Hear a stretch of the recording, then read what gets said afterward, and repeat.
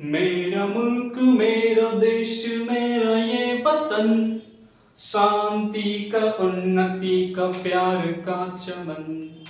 मेरा मुल्क मेरा देश मेरा ये वतन, शांति का उन्नति का प्यार का चमन। इसके वास्ते निशार हैं ए वतन ए वतन।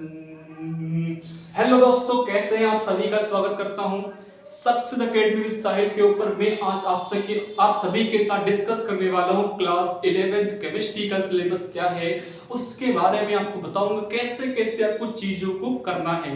क्योंकि सबसे आसान जो है केमिस्ट्री है, सबसे आसान जो है केमिस्ट्री है, फिर आपका मैथमेटिक्स आता है, फिर आपका फिजिक्स आता है। देखते हैं क्या होगा। क्लास 11th केमिस्ट्री,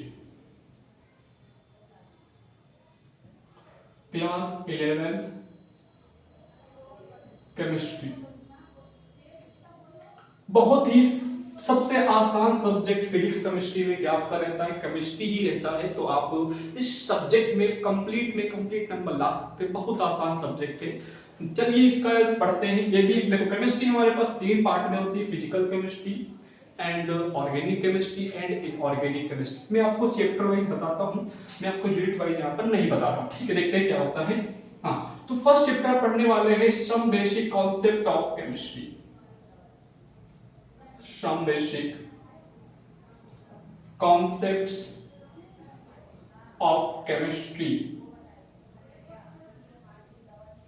चैप्टर 1 आपका क्या है? Some basic concepts of chemistry. Very important chapter है, बहुत ही बेसिक लेवल पे यहाँ पढ़ते हैं। Some basic concept of chemistry मतलब केमिस्ट्री में क्या है, केमिस्ट्री बनी कैसे, वो बेसिकली कहाँ पढ़ते हैं? केमिस्ट्री के सम बेसिक कॉन्सेप्ट्स के अंदर। चैप्टर 2 का नाम क्या है? स्ट्रक्चर्स ऑफ एटम, या तो इसको बोलते क्या है? Atomic structure, atomic structure. ठीक है, एटॉमिक स्ट्रक्चर बहुत ही इंपॉर्टेंट चैप्टर है, आप इसको छोड़ नहीं सकते हैं। Some basic concept of chemistry and atomic structure जो यहाँ पे चैप्टर फिजिकल केमिस्ट्री के अंदर है, मतलब यहाँ पर न्यूमेरिकल आपको पढ़ने पड़ेंगे। ठीक है, तो एटॉमिक स्ट्रक्चर हो गया। नेक्स्ट हमारे पास चैप्टर नंबर 3 क्या है? पेरियोडिक टेबल, यानी कि classification of element, classification of elements and periodicity।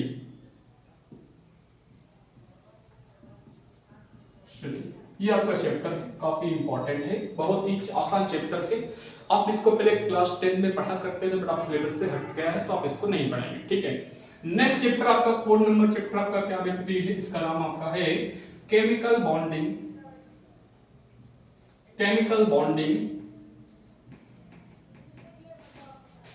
And molecular structure, molecular structure. Chemical bonding and molecular structure पढ़ने वाले हैं इसके अंदर। नेक्स्ट आपका क्या है? 5 नंबर चैप्टर के अंदर बात करूं तो यहां पर आपका आता है क्या आता होगा? Chemical bonding and molecular structure के बाद आपका आता है chemical thermodynamics, chemical thermodynamics, thermodynamics.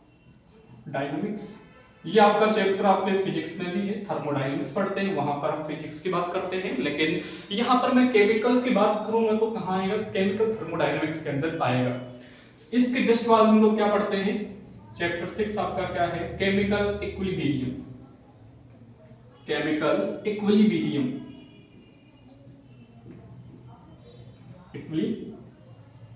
Barium. ये चैप्टर बहुत ही इंपॉर्टेंट जा रहा है, आपका फिजिकल केमिस्ट्री का चैप्टर है। ठीक है, इसके बाद 7th आपका चैप्टर नंबर क्या है? 7th चैप्टर आपका जो है बहुत ही आसान चैप्टर है, उसका नाम क्या है? Organic chemistry. स्टार्ट होती है यहां से, ऑर्गेनिक केमिस्ट्री। चैप्टर का भी नाम क्या है? Organic chemistry and some basic techniques, some basic techniques. बहुत ही इंपॉर्टेंट चैप्टर है। फिर लास्ट चैप्टर को पढ़ना क्या है? Hydrocarbon, hydrocarbon. तो बस आपको 11th के अंदर इतने चैप्टर्स को कवर अप करना है। बहुत ही 11th की केमिस्ट्री आसान है। अगर आप लोग मेरे साथ पढ़ेंगे तो आपको केमिस्ट्री में कोई दिक्कत होने वाली नहीं है। मैं टिक लगाता हूं some basic concept, atomic structure and chemical equilibrium and chemical thermodynamics. ये आपके चैप्टर से न्यूमेरिकल वाले, यानी यहाँ पर फिजिक्स का थोड़ा यूज होएगा, मतलब फिजिकल केमिस्ट्री का पार्ट है, यानी यहाँ पर मैथमेटिकल कैलकुलेशन ज्यादा होगी। तो आप सभी क्या करेंगे, जो बच्चा बायोलॉजी से होगा वो केमिस्ट्री में न्यूमेरिकल को करने के लिए थोड़ी बेसिक क्लासेस की आवश्यकता होगी, यानी उसकी कैलकुलेशन थोड़ी सी मजबूत होनी चाहिए। अगर नहीं है तो उसको सीखना पड़ेगा, अदरवाइज मुझे केमिस्ट्री में इस चैप्टर समझ में नहीं आएंगे, बिल्कुल भूल जाओगे चैप्टर में है क्या। ठीक है, फिर अब क्या आता है, classification of elements and periodicity and chemical bonding. आपके चैप्टर किसमें आते हैं, इनऑर्गेनिक केमिस्ट्री के अंदर आते हैं। ये बेसिकली है क्या, हमारे पास मिस्ट्री ऑफ केमिस्ट्री है, यानी मिस्ट्री ऑफ केमिस्ट्री का मतलब है केमिस्ट्री क्या है, बेसिकली ये बता देता है मुझे। ठीक है, लास्ट के दो चैप्टर हमारे पास ऑर्गेनिक केमिस्ट्री है। ये ऑर्गेनिक केमिस्ट्री इतनी इंपॉर्टेंट है कि आपका 12th अब इसमें ही है। ऑर्गेनिक केमिस्ट्री का लगभग इसमें से इन चैप्टर्स का वेटेज हटाओ तो इसका वेटेज लगभग 10 से 20 मार्क्स का होता है अकेले का। तो अब इस चैप्टर को पढ़ना इंपॉर्टेंट है, क्योंकि आपका हर एग्जाम जहां पर केमिस्ट्री आएगा वहां पर ऑर्गेनिक केमिस्ट्री एंड आपका इनऑर्गेनिक केमिस्ट्री आता है, बाकी आपके केमिस्ट्री में नहीं आते। कुछ बच्चे सोचते क्या है कि हमने 10th अभी पास किया है, तो जब आप 10th को पास करते लगता है कि अरे हमने बहुत बड़ी मेहनत कर ली, लेकिन ऐसा नहीं है। आपको अभी और मेहनत करनी है, जिससे आप क्या कर सकते हैं, और बड़े अचीवमेंट पा सकते हैं। आपका टेस्ट असली क्या है, 11th। आपका टेस्ट असली क्या है, 11th। जो बच्चा 11th में अच्छा कर गया उसकी लाइफ तो झिंगा लाला बन जाएगी। 11th आपका स्टेज ऑफ सक्सेस है, यानी सक्सेस की सबसे पहली सीढ़ी है 11th के सिलेबस को अच्छी तरीके से पढ़ना। ठीक है, अगर आपको 70 आउट ऑफ 70 मार्क्स लाने हैं अपने स्कूल एग्जाम्स के अंदर, तो जो मैं टिप्स दूंगा आप उन टिप्स को फॉलो कर सकते हैं।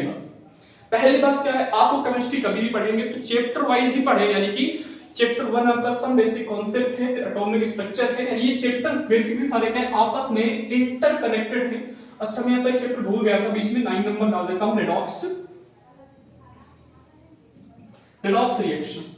ये भी एक चैप्टर आपके में एक्स्ट्रा है, रेडॉक्स रिएक्शन, ये भी आपका इनऑर्गेनिक केमिस्ट्री का ही पार्ट है। ठीक है, तो आपके 9 चैप्टर है केवल, आप 9 चैप्टर्स को आराम से पढ़ सकते हैं, कोई दिक्कत नहीं। हाँ, तो मैं कह रहा था कि आप चैप्टर्स को 1 बाय 1 ही पढ़िएगा, क्योंकि चीजें यहाँ पर इंटरकनेक्टेड हैं। क्योंकि हम केमिस्ट्री का यहाँ पढ़ते हैं इन्वेंशन, केमिस्ट्री बनी कैसे, लेकिन यहाँ पर पढ़ते हैं चीजों के बारे में और अंदर, और डेप्थ में पढ़ते हैं ऑर्गेनिक केमिस्ट्री, क्योंकि ऑर्गेनिक केमिस्ट्री सबसे बाद में आई थी। ठीक है, तो ऑर्गेनिक केमिस्ट्री केमिस्ट्री तो है, लेकिन ये बाद में आने की वजह से इसको बाद में पढ़ते हैं, क्योंकि यहाँ पर इन सभी चैप्टर का मिक्सअप यूज करते हैं सब कुछ। ठीक है, तो आई होप आपको वीडियो समझ में आई होगी और आप अपनी पढ़ाई बस स्टार्ट कर देंगे, क्योंकि आपको पढ़ाई करनी है 11th क्लास कोई हलवा नहीं है। अगर आपको पढ़ाई करनी है, मेहनत करनी है, तो आपको मेहनत करने के लिए अपने एग्जाम में, हाफ ईयरली में अगर आप 70 आउट ऑफ 70 मार्क्स लाते हैं तो मान सकता हूं मैं आप पढ़ाई घर पे करते हैं, अदरवाइज आप घर पे पढ़ाई नहीं करते हैं। तो मिलते हैं नेक्स्ट वीडियो में फिजिक्स के सिलेबस के साथ।